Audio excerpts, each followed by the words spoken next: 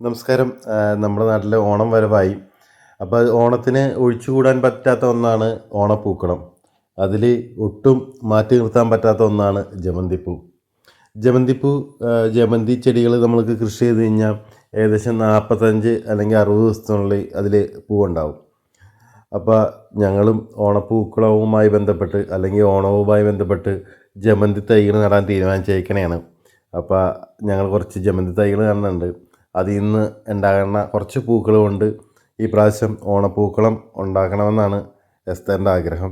അതുകൊണ്ട് തന്നെ ഞങ്ങൾ അതിനു വേണ്ടിയുള്ള പരിശ്രമത്തിലാണ്. ഞങ്ങൾ അടുത്തുള്ള നഴ്സറിയിൽ നിന്ന് 4-5 ജമന്തി ചെടികൾ വാങ്ങിച്ച് ഇന്ന് നടുകയാണ്.